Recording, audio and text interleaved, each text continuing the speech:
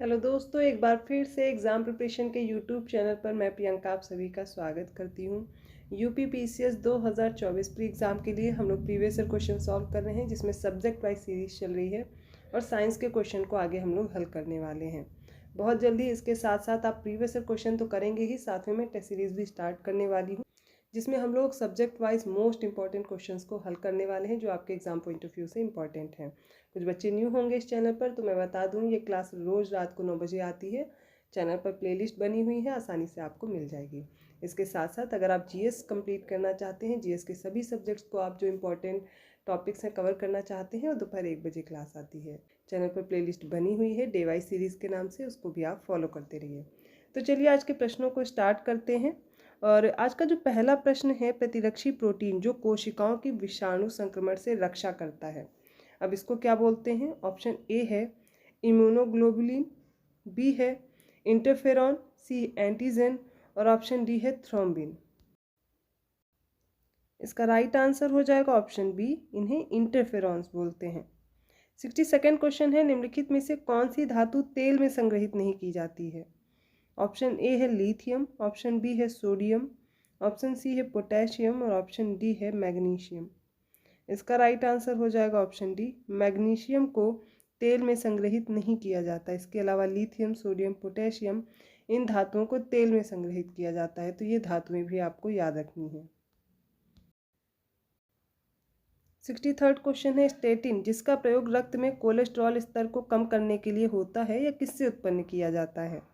इसमें पहला ऑप्शन दिया गया है पौधों से, दूसरा ऑप्शन है जीवाणु से, तीसरा ऑप्शन है जंतुओं से और चौथा ऑप्शन दिया गया खमीर से। आप अपना उत्तर बताइए और इसका सही उत्तर हो जाएगा ईस्ट या फिर खमीर से, ऑप्शन डी राइट है। 64th क्वेश्चन है, निम्नलिखित बहुलकों में से कौन सा एक जैव निम्नीकरण बहुलक है? ए है नियोप्रीन, बी है नायलॉन 2 नायलॉन 6, सी ऑप्शन है नायलॉन 6 और ऑप्शन डी है नायलॉन 6 दिया गया है। तो इसका राइट आंसर हो जाएगा option B, nylon 2 nylon 6। 65th question है, निम्नलिखित युग्मों में से कौन सा एक सही सुमेलित है? प्रश्न में यह भी ध्यान देना है कि पूछा क्या गया है। ऑप्शन ए है जैव निम्नीकरण वेस्ट है क्लोरोफ्लोरोकार्बन, ऑप्शन बी दिया गया ओजोन कमी या फिर रिक्तता होती है, इससे यूवी किरणों से रक्षा होती है, ऑप्शन सी है पारिस्थितिकी तंत्र के बारे में, ये सौर ऊर्जा से संबंधित है, और ऑप्शन डी दिया गया जैव निम्नीकरण के लिए पॉलीथीन दिया गया है।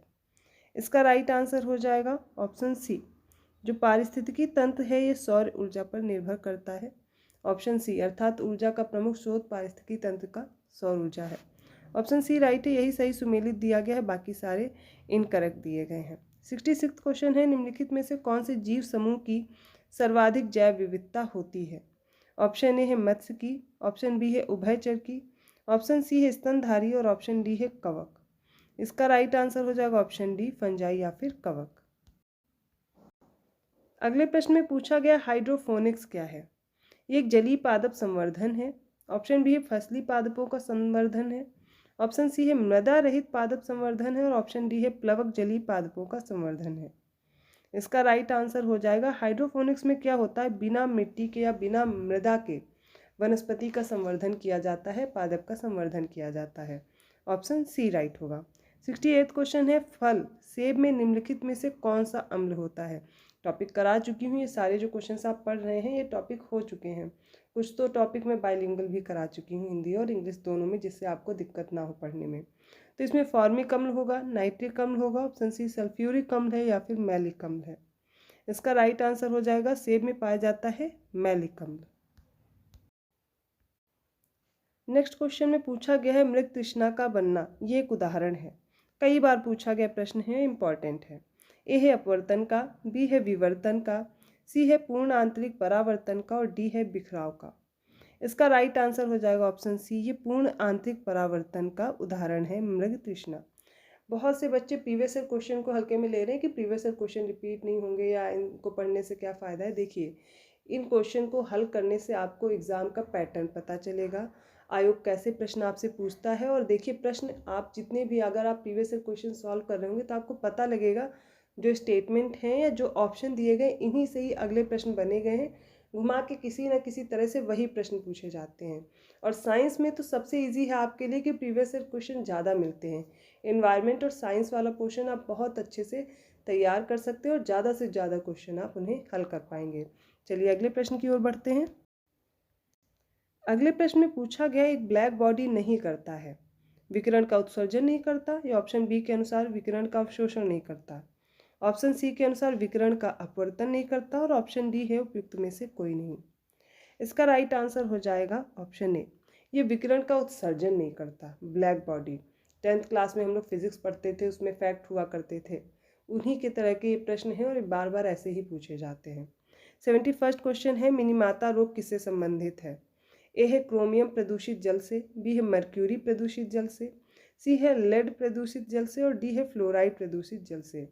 इस बार आरओ का जो एग्ज़ाम हुआ है अभी, उसमें देखिए प्रश्न भी था मिनीमाता रोग से संबंधित, और इसका राइट आंसर हो जाएगा ऑप्शन बी, मर्क्यूरी प्रदूषित जल से मिनीमाता रोग संबंधित है। ऑप्शन बी राइट होगा। नेक्स्ट क्वेश्चन है, शुद्ध जल का पीएच मान कितना होता है? कुछ इंपॉर्टेंट चीज़ें हैं जिनका आपका पीएच मान पता होना चाहिए, जैसे कि ब्लड हो गया, दूध हो गया, कोई भी जैसे रस हो गया, नींबू का रस हो गया जो एसिडिक है नेचर में, इन सब का आपको पीएच मान पता होना चाहिए, और खासकर शुद्ध जल का पूछ लिया गया है इसमें। तो शुद्ध जल का पीएच मान बताना है 7.0 है, या 6 है, 8 है, 9 है, इनमें से बताना है क्या पीएच होता है एक शुद्ध जल का। इसका राइट आंसर हो जाएगा ऑप्शन ए, 7 पीएच मान होता है शुद्ध जल का। ना तो एसिडिक है और ना ये बेसिक है नेचर में। 73rd क्वेश्चन है, सफ़ेद रोशनी में जो साबुन का बुलबुला दिखता है, अब जो इसमें रंग दिखाई देता है, इसके लिए जिम्मेदार कौन सी घटना है? प्रकीर्णन की वजह से, व्यतिकरण, विक्षेपण, या फिर विवर्तन है? और इसका राइट आंसर हो जाएगा ऑप्शन बी, व्यतिकरण के कारण। 74th क्वेश्चन है, मानव में हृदय कक्षों की संख्या कितनी होती है? पहला ऑप्शन है 1, दूसरा ऑप्शन है 2, तीसरे ऑप्शन में 3 है, और चौथे ऑप्शन में 4 दिया गया। इसका राइट आंसर है ऑप्शन डी, मानव हृदय में 4 कक्ष होते हैं। ठीक है, 2 आलिंद होते हैं, 2 निलय होते हैं, इनको आप ऑरिकल बोलते हैं, 2 ऑरिकल होंगे, 2 वेंट्रिकल होते हैं। 75th क्वेश्चन है, शहद के व्यावसायिक उत्पादन के लिए मधुमक्खी के वैज्ञानिक प्रबंधन के रूप में जाना जाता है? सेरीकल्चर, ऑप्शन बी है लाख कल्चर, सी है मोरी कल्चर, और डी है एपीकल्चर। ऑप्शन डी राइट हो जाएगा। सेरीकल्चर रेशम कीट पालन से रिलेटेड होता है, तो यहाँ पर ऑप्शन डी राइट होगा, एपीकल्चर। अगले प्रश्न में पराध्वनिक विमान के उड़ने की जो चाल है वो पूछी गई है। ऑप्शन ए है ध्वनि की चाल से चलते हैं ये, ऑप्शन बी है ध्वनि की चाल से कम चाल से चलते हैं, ऑप्शन सी ध्वनि की चाल से अधिक चाल से चलते हैं, या फिर प्रकाश की चाल से चलते हैं। और इसका राइट आंसर हो जाएगा ऑप्शन सी, जो पराध्वनिक विमान होते हैं, जो ध्वनि की चाल होता है उससे भी अधिक चाल से चलते हैं। 77th क्वेश्चन है, अपरा का औसत वजन कितना होता है? 500 ग्राम, 600 ग्राम, 800 ग्राम, या फिर 900 ग्राम? इसका राइट आंसर है ऑप्शन ए, 500 ग्राम। अगले प्रश्न में 2 सूची दी गई हैं, दोनों को आपस में मैच करके सही उत्तर का चयन करना है। पहली सूची में सॉफ्ट टिक है, हार्ड टिक है, लाउस है, और सैंड फ्लाई है। दूसरी सूची में रिलैप्सिंग फीवर दिया गया है, सेकेंड है ओरिएंटल सोर, थर्ड है टुलेरीमिया, और फोर्थ है एपिडेमिक टाइफस। सॉफ्ट टिक से होता है रिलैप्सिंग फीवर, हार्ड टिक की वजह से होता है टुलेरीमिया, लाउस से होगा एपिडेमिक टाइफस, और सैंड फ्लाई से ओरिएंटल सोर होता है। ऑप्शन डी राइट होगा, 1342। 79th क्वेश्चन है, साधारणतः निम्नलिखित में से कौन सा कारण सीओपीडी का है? ए है क्रॉनिक ब्रोंकियाइटिस, बी है फेफड़े की टीबी, सी है क्रॉनिक कंस्ट्रक्टिव पेरिकार्डियाइटिस, और डी है क्रॉनिक पैंक्रियाटाइटिस। इसका राइट आंसर हो जाएगा ऑप्शन सी, क्रॉनिक कंस्ट्रक्टिव पेरिकार्डियाइटिस के वजह से सीओपीडी होता है। देखिए सीओपीडी है क्या, सबसे पहले तो ये समझिए एक तरह की क्रॉनिक ऑब्स्ट्रक्टिव पल्मोनरी डिजीज़ है, अर्थात ये फेफड़ों से रिलेटेड डिजीज़ होती है, जिसमें जो एल्वियोलाई हैं, पिछली क्लास में मैंने समझाया था, इनमें भी देखें सूजन आ जाती है, सांस लेने में इनमें दिक्कत होने लगती है, तो यहाँ पर ऑप्शन सी राइट होगा।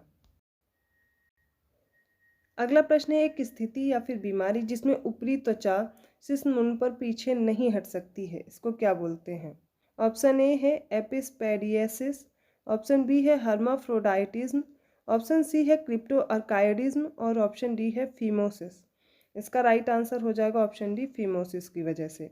81 क्वेश्चन है, मानसिक बीमारी के बारे में निम्नलिखित सभी धारणाएं गलत हैं सिवाय। एक ऑप्शन बताना है इसका। ऑप्शन ए दिया गया मानसिक रोग इलाज योग्य है। ऑप्शन बी दिया गया विवाह मानसिक बीमारी को ठीक कर सकता है। ऑप्शन सी है मानसिक रोग अलौकिक शक्तियों के कारण होते हैं। और ऑप्शन डी है मानसिक रूप में बीमार रोगी खतरनाक होते हैं।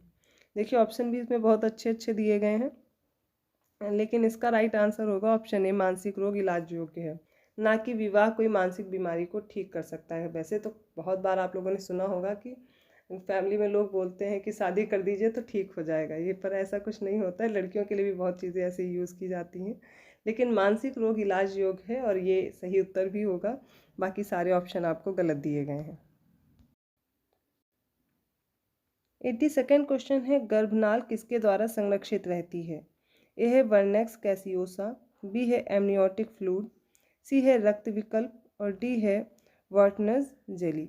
देखिए इसका राइट आंसर हो जाएगा ऑप्शन ए। सबसे पहले तो ये समझिए गर्भनाल अम्बिलिकल कॉर्ड को बोलते हैं, जो कि मदर से कनेक्ट करने का काम करता है बच्चों को।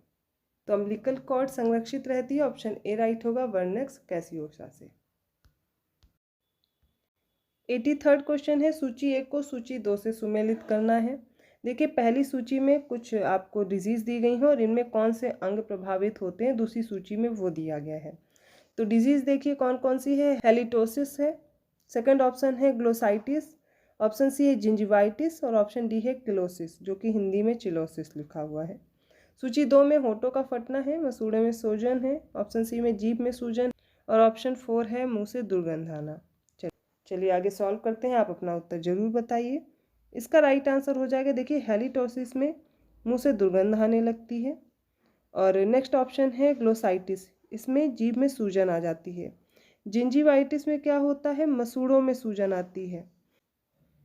और किलोसिस में क्या होगा, होंठों का फटना। अब आप कमेंट करके बताएंगे किलोसिस किस विटामिन की कमी से होती है। ऑप्शन डी राइट होगा 4321। 84th क्वेश्चन है, पोडियाट्रिक मेडिसिन के अंतर्गत डॉक्टर किसका इलाज करता है। पैरों का इलाज, मुंह का इलाज, वृद्धों का इलाज, बच्चों का इलाज। तो पेडियाट्रिक मेडिसिन में पैरों का इलाज होता है। 85th क्वेश्चन है, पानी में अवशिष्ट मुक्त क्लोरीन का निर्धारण करने के लिए कौन सा परीक्षण किया जाता है। ऑप्शन ए है सिक टेस्ट, ऑप्शन बी है कैटालेज टेस्ट, ऑप्शन सी है ऑक्सीडेज टेस्ट और ऑप्शन डी है आर्थोटोल्यूडीन टेस्ट। इसका राइट आंसर होगा ऑप्शन डी, आर्थोटोल्यूडीन टेस्ट। अगला प्रश्न है, एंटीबॉडी जो प्लेसेंटा को पार नहीं कर सकता है, ये कौन सा एंटीबॉडी है। IgG, IgM, IgE और या फिर IgA। देखिए एंटीबॉडी हमारे शरीर में एक प्रतिरक्षा तंत्र बनाते हैं, अर्थात लड़ने की क्षमता देते हैं और इनको डिनोट करते हैं IG से। और बाकी जो इनके टाइप्स हैं क्लासिफिकेशन के अनुसार IgG, IgM, IgE और IgA लगा हुआ है। और यहाँ पर राइट आंसर होगा इसका ऑप्शन ए। ये जो IgG एंटीबॉडी है ये प्लेसेंटा को पार नहीं कर सकता है। 87th क्वेश्चन है, इनमें से कौन गर्भ निरोधक की अंतिम विधि है। ऑप्शन ए है गर्भ निरोधक उपकरण, ऑप्शन बी है हार्मोनल तरीके, ऑप्शन सी है पुरुष नसबंदी और ऑप्शन डी है बाधा तरीके। इसका राइट आंसर हो जाएगा ऑप्शन सी। 88th क्वेश्चन है, दिए गए कथन में एक कथन है, दूसरा कारण है और उसी के अनुसार सही उत्तर का चयन करना है। तो कथन ये दिया गया, मधुमेह और रक्तचाप आइसबर्ग घटना का एक अच्छा उदाहरण है। इसका कारण दिया गया है क्योंकि दोनों रोग संक्रमण रोग नहीं है। अब इसका सही उत्तर बताना है क्या होगा। इसका राइट आंसर हो जाएगा ऑप्शन ए, अर्थात दोनों ही कथन, एक तो पहले कथन और कारण दोनों सही दिए गए हैं और जो कारण है वो इसकी सही व्याख्या करता है। 89th क्वेश्चन है, गर्भ के तीसरे तिमाही में कैल्शियम की प्रतिदिन आवश्यकता होती है। भी पूछी गई कितने कैल्शियम की आवश्यकता होती है। ए 20 मिलीग्राम की, बी है 100 मिलीग्राम, सी है 750 मिलीग्राम और डी है 1000 मिलीग्राम। और इसका राइट आंसर हो जाएगा ऑप्शन डी 1000 मिलीग्राम। आज का लास्ट क्वेश्चन है, वैश्विक तापमान बढ़ाने के लिए कौन सी गैस जिम्मेदार है। और मुझे लगता है इस प्रश्न का उत्तर आप सभी को आता होगा। ऑप्शन ए है कार्बन मोनोऑक्साइड, ऑप्शन बी है कार्बन डाइऑक्साइड, ऑप्शन सी है नाइट्रस ऑक्साइड और ऑप्शन डी है सल्फर डाइऑक्साइड। इसका राइट आंसर हो जाएगा ऑप्शन बी, कार्बन डाइऑक्साइड। तो साइंस के ये हमने प्रीवियस ईयर क्वेश्चन देखे, आई होप आपको समझ में आए होंगे। अगर किसी भी क्वेश्चन में प्रॉब्लम है कमेंट करके पूछ सकते हैं। अगर वीडियो अच्छा लगा तो प्लीज़ लाइक कीजिए, चैनल को सब्सक्राइब कीजिए और लोगों को शेयर करते रहिए। ऐसे ही और क्वेश्चंस के साथ मैं मिलती हूँ नेक्स्ट वीडियो में। तब तक के लिए धन्यवाद।